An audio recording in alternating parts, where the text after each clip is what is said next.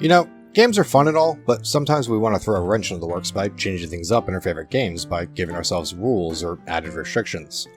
We've all done it before, and we do it for various reasons. Whether to add some level of difficulty, change things up to make it interesting, or just for fun to see if we can do it. Recently I was playing Ready or Not with some friends, and after a couple rounds I said, hey, let's do only pistols this round. They agreed, and we went into the map.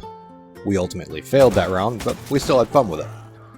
As gamers, we're no strangers to self-imposed challenges. I mean, hell, they've been around almost as long as video games have. And in reality, the idea of self-imposed challenges helped shape the way for game devs to add proper challenges in their games. Things like achievements, higher difficulties, and alternate game modes came about because players were creating their own challenges and ways to play games early on. And like I said, we've all done it. We've all created our own little ways of playing a game. But sometimes, somebody will create a challenge that is quite honestly on another level. It's not a simple one-rule challenge, it's more complex, and it will typically change the way that you play that game. Nuzlocke in Pokemon, Ironman in Hardcore in World of Warcraft, the 5x5 in Satisfactory, or the absolute beast of a challenge that is the NSGNSNO in Final Fantasy X. These are player-made challenges that ask you to play the game following a custom rule set that you yourself have to enforce, because the game won't. And that really is the distinction between a self-imposed challenge and a standard challenge in a game. Standard challenges are designed by the game devs and are already in the game with options to enable them or rewards for completing them. There are no in-game rewards for completing a self-imposed challenge, other than the satisfaction of saying you did it. If you were to do a search online about self-imposed challenges, you would find a ton of articles, Reddit posts, and YouTube videos talking about them, whether in general or about a specific one. But not much in the way of creating your own. And that's what I want to tackle today, helping you to create your own self-imposed challenge, something that you'll have fun with and enjoy, and maybe one day introduce to your friends or post online for others to attempt. So let's jump into this. The process for creating your own challenge isn't really step by step, it's more like designing and putting together a classic 1,000-piece puzzle. There's no wrong place to start, you slowly put the pieces together, forming the different sections, and eventually you have your completed challenge. And each of these pieces represent the different parts of that challenge. There's the concepts, the ideas, and the themes, your goals, the rules, revisions, and the mechanics. So let's go over each of these pieces a bit more in detail, and I'm going to start with what I consider to be the corner pieces to the puzzle, mechanics. And I'm using the word mechanics here as this broad and general term. I don't mean specifically just the mechanics of the game. I mean it in more of this understanding the game sense. Because in order to make a good solid challenge, something that's not going to bite you in the ass halfway through, you do have to know the game. You have to know its gameplay, how it's normally played, its flow, its limitations, its concepts, and yes, its mechanics. I'm not saying that you need to have a wiki level knowledge, but a good understanding of the game will help you to avoid certain pitfalls later on when making the rules to your challenge. You may come up with a rule that, at face value, either makes the challenge impossible to complete it at a later point in the game, or has a severe jump in difficulty that you just didn't expect because you weren't trying to make an extremely difficult challenge. You need to understand not only how a rule will affect your gameplay, but how the game will oppose that rule. Let's look at the NSGNSNO challenge for Final Fantasy X as an example. There are 3 main rules here as labeled by the title of the challenge. No sphere grid, no summons, no overdrive. Anyone who's played Final Fantasy X can instantly see that the first and third rules are going to add a severe increase in difficulty, and this is intentional. The core concept of this challenge is to add that extreme difficulty. But that second rule, no summons. I mean, after all, this is a Final Fantasy game, a classic JRPG, a genre well known for its amazing stories, awesome characters, its absolutely god-tier music. I mean, come on, why is this so good? And the fact that most players are just going to grind in one area until they're so OP that they can blow through the rest of the game using nothing but auto attack. So the idea of not using summons doesn't seem that bad. But the truth is, there are 4 times in this game where you are forced to summon and use Aeons in order to progress the story. Once near the beginning when leaving Besaid Isle, and the other 3 are back to back against another summoner later on. So at face value, this challenge is technically impossible. You cannot beat this game without using summons. And this is where the next puzzle piece comes in, forming the outer edges, revisions. If something doesn't work or doesn't fit into your challenge, then change it. Whether it's a rule, or the goal, or an idea, or theme. You are the one creating and designing this challenge, and it doesn't have to be perfect the first time around. Looking at our example, the creator simply changed the rule from no summons to no summons except where mandatory, which takes the challenge from impossible at face value to doable, albeit still very difficult. As a side rant, I really like this whole puzzle analogy, because by setting the corner and edge pieces, or in this case, understanding the game and the fact that we can change things as we see fit, we now have this empty space in the middle to fill up with the rest of the pieces. All of your ideas, concepts, themes, goals, and rules. You can just start chucking them in, see what works, what fits, and where they go. And we can take our time with it. Good challenges aren't built in a day. In fact, I've been working on my own challenge off and on for some time now. I keep coming back to it when I have new ideas.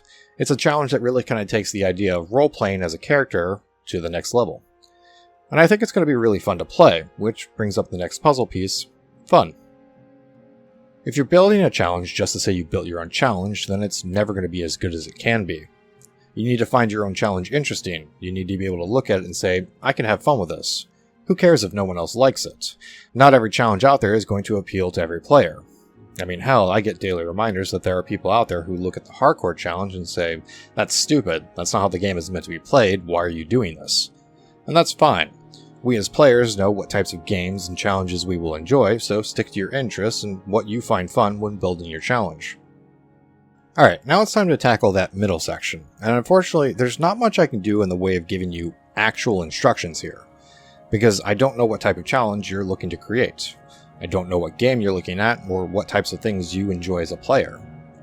The best I can do is give you some generalized concepts or ideas and tell you to start writing down everything you can think of. And once you have that list, you just start putting together the puzzle. Each thing you've written down is just a puzzle piece, so figure out where it goes, where it fits. And if it doesn't fit quite right, rework it and revise it. And don't be afraid to toss things out. You may come up with an idea that ends up being a pitfall, causing issues with other parts of the puzzle. It may seem to fit in the beginning, but as you get closer to the end, you realize it doesn't actually fit into the challenge. Or that it does, but it's going to make things very tedious and grindy or borderline boring at a certain point. Feel free to add exemptions to your rules where you feel it's necessary, especially when dealing with restrictive rules, but don't go overboard here. If half of your rule set has exemptions, or one of the main rules has an exemption that's going to come up often, it's probably time to rethink the challenge a bit. While the rules are the meat and potatoes of the challenge, and will probably take the longest to figure out, don't forget to choose a goal for yourself.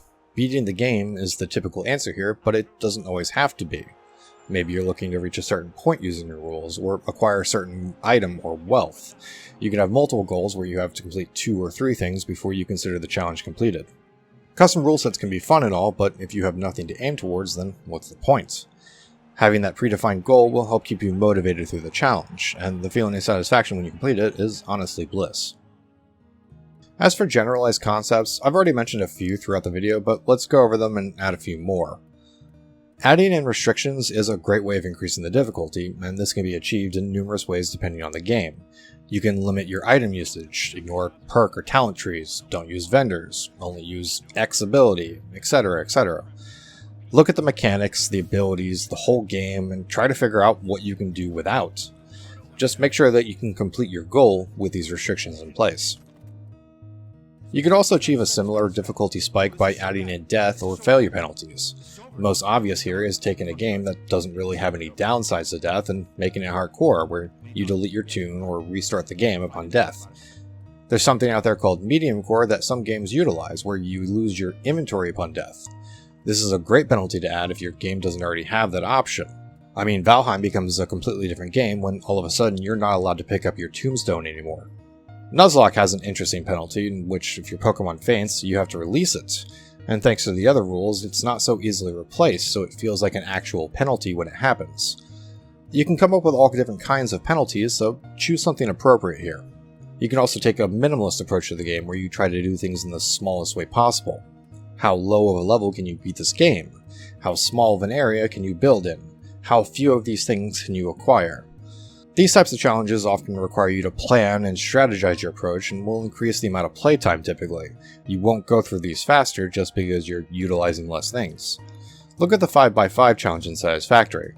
This is a game where you build huge sprawling facilities across a large open map to make everything you need, but this challenge asks you to do everything within a single 5x5 grid space.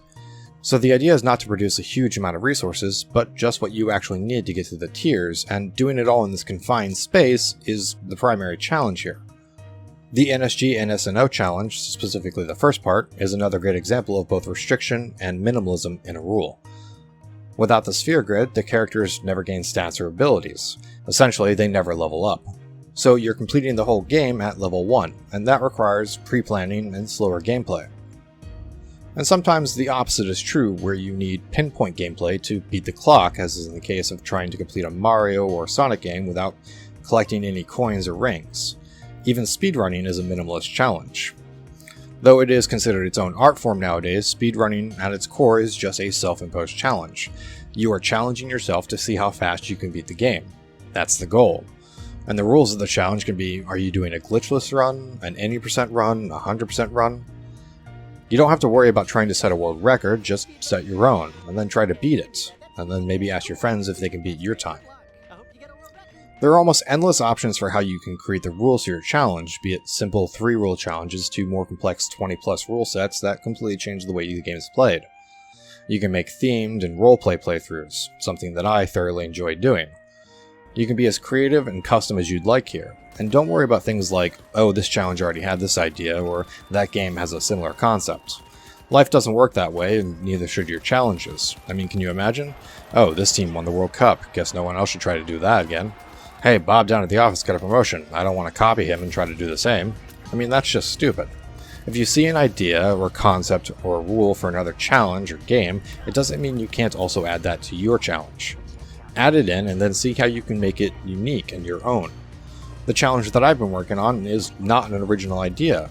I did come up with a concept of my own while playing one day, and then I got online and found that a few others had done something similar already. But I liked the concept, and I found that the rules the others had set for themselves to be bland, uninteresting, kind of slapdash thrown together without much thought, and overall not really a challenge. So I took that concept and I started building my own rule set, something that I would find interesting and give proper challenge. As of writing the script, I'm basically done creating the challenge, so maybe I'll do a follow-up video covering it. It could be both a practical demonstration showing you each of the things I've talked about here, how I assembled the puzzle, as well as an open invitation to attempt the challenge that I've created. But for now, I think I've given you guys a good layout to follow to help you create your own self-imposed challenges. If you've already created or are currently working on your own challenge, let me know what they are in the comments below. Are they simple challenges to increase difficulty, maybe more complex rule sets that change the game? How well did they work out, and have you gotten your friends to try them? Or maybe you want some help creating yours. I'm chock full of ideas, and frankly, I'm still deciding what I want the main focus of this channel to be. As my brother so kindly puts it, I'm someone who enjoys learning about, researching, and watching videos on games more than I actually enjoy playing them. Yeah, there's some truth to that, but to me, it just means that I know more about the games we play than he does. So suck it, Russ. Anyways, get out there and create your own challenges, and above all else, have fun doing so. I'll have links to all the challenges I've mentioned here below if any of them caught your interest, and I'll see you soon.